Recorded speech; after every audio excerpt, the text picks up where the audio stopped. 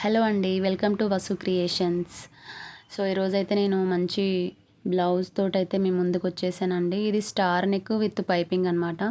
Thread piping అనేది చేస్తాను.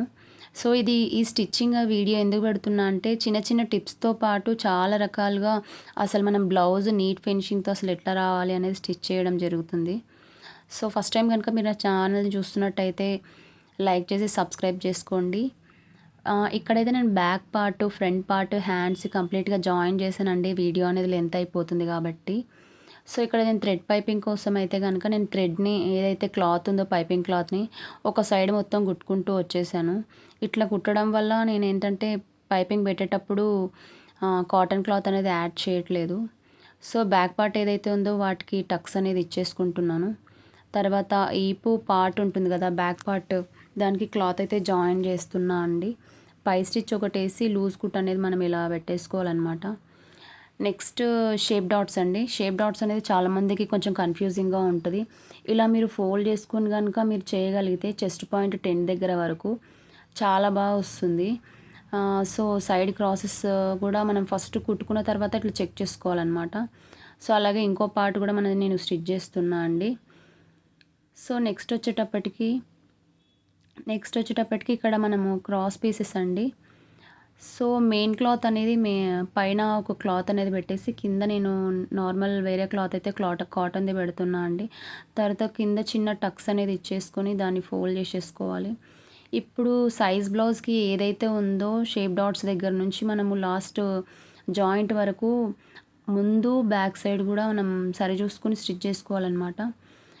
So, next వచ్చేటప్పటికి ఇక్కడ నేను వేరే దానికి కూడా స్టిచ్ చేసేస్తున్నా క్రాస్ పీస్ అనేది. ఇలా మనం స్టిచ్ చేసుకోవడం వల్ల ఫినిషింగ్ అయితే చాలా బావుంటుందన్నట్టు. సో, కింద కూడా మనకి కొంతమందికి ఎక్స్ట్రా క్లాత్ అనేది మిగిలిపోతది. అక్కడ మనం అడ్జస్ట్ చేసుకోవచ్చనమాట కుట్టుకునేటప్పుడు. వీళ్ళొచ్చేటప్పటికి కస్టమర్ ఇక్కడ బార్డర్ అనేది అటాచ్ చేయమన్నారనమాట నెక్ దగ్గర. సో, ఎక్కడైతే మనం షేప్ డాట్ వేస్తామో అక్కడి వరకు అది స్టిచ్ చేసి సైడ్ క్రాస్‌గా మనం తీసేసుకోవాలి. అక్కడ మనకు కుట్టు రావడం వల్ల అది ఫినిషింగ్ కూడా చాలా నీట్‌గా వస్తది. ఉక్సుల పట్టీ కోసం క్రాస్ పీస్ అయితే నేను తీసుకున్నా అండి ఇక్కడ నేను. తీసుకుని దాన్ని నేరుగా కుట్టేసి బ్యాక్ తిప్పేసి కుట్టేస్తున్నా మళ్ళీ. సో, ఇప్పుడొచ్చేసి కాజా పట్టీ అండి. కాజా పట్టీ కూడా main cloth and lining cloth join చేసి స్టిచ్ చేస్తున్నా. సో, దానికి ఎగ్జాక్ట్ ఫోల్డింగ్ చేసేసి మళ్ళీ కుట్టేసుకోవాలి ఇవతల సైడ్ మెయిన్ సైడు. ఇలా కుట్టి ఎప్పటికప్పుడు సైడ్ దారాలు మొత్తం నీట్‌గా కట్ చేసుకోవాలండి. ఇప్పుడు బ్యాక్ అండ్ ఫ్రంట్ అనేది నేను అటాచ్ చేస్తున్నా. ఎలా అంటే కంప్లీట్‌గా ఎదురెదురు front part, back part first ఎదురు నుంచి కుట్టేసుకోవాలి. అప్పుడు కుట్టిన దాన్ని మళ్ళీ ఫోల్డింగ్ తోటి కుట్టడం వల్ల మనకి కుట్టు అనేది కనిపియదండి. నీట్ ఫినిషింగ్ తోటైతే చూడడానికి చాలా బావుంటుంది. సో, ఇక్కడ మనం జాయిన్ చేసుకునేటప్పుడు గానీ, నెక్ పీస్ చేసేటప్పుడు గానీ మనకు కొంచెం కుట్లు అనేది గలీజ్‌గా అనిపియకుండా ఉంటదన్నట్టు. సో, ఇప్పుడొచ్చేసి ఇక్కడ ఫ్రంట్ కూడా నేను స్టార్ షేప్ అనేది ఇచ్చా అనమాట. సో, కాజాపట్టి, ఉక్సు పట్టి 2 సమానంగా ఉన్నాయో లేదో చూసేసి, మనం ముందుగా ప్రిపేర్ చేసుకున్న పైపింగ్ క్లాత్ ఉంది కదా! ఆ క్లాత్‌ని ఈ మూలల దగ్గర కార్నర్స్ వచ్చినప్పుడు కొంచెం ఫోల్డింగ్ చేసుకుంటూ నీట్‌గా కుట్టేసుకోవాలి. సో, ఒక పావించు క్లాత్ అనేది మనము యాడ్ చేసుకుంటూ, సో, ఇక్కడ కూడా అంతే అండి. బార్డర్ దగ్గర నుంచి కూడా నీట్‌గా కట్ చేసుకుంటూ రావాలి. నెక్స్ట్ వచ్చేటప్పటికి ఇక్కడ కత్తెరతోటి నీట్‌గా టక్స్ ఇచ్చుకుంటూ రావాలి. ఎందుకంటే మనకి థ్రెడ్ పైపింగ్ చేసేటప్పుడు అడ్డం రాకుండా నీట్‌గా ఫోల్డింగ్ అవుతుందనమాట మనకి. సో, ఇప్పుడు థ్రెడ్ ఏదైతే ఉందో అది నేను తీసేసుకొని మిడిల్‌కి పెట్టేసుకొని, నేను చిన్న సైజ్ తీసుకున్నా అండి థ్రెడ్. సో, కంప్లీట్‌గా క్లాత్‌ని చాలా టైట్‌గా పట్టుకుంటూ మనం చేసుకోగలిగినప్పుడే మనకు పైపింగ్ అనేది చాలా నీట్‌గా వస్తది. ఇక్కడ నేను సింగిల్ ఫుట్‌తో అయితే పైపింగ్ చేసేస్తున్నా అన్నట్టు. సో, ఇట్లా చేయడం వల్ల మనకి ఫినిషింగ్ అయితే చాలా బావుంటుందండి. కస్టమర్ కూడా చాలా సాటిస్ఫై అవుతారు. ఇలా నీట్‌గా, మెల్లిగా, నెమ్మదిగా కార్నర్స్ దగ్గర కూడా నీట్‌గా కుట్టుకుంటూ రావాలి.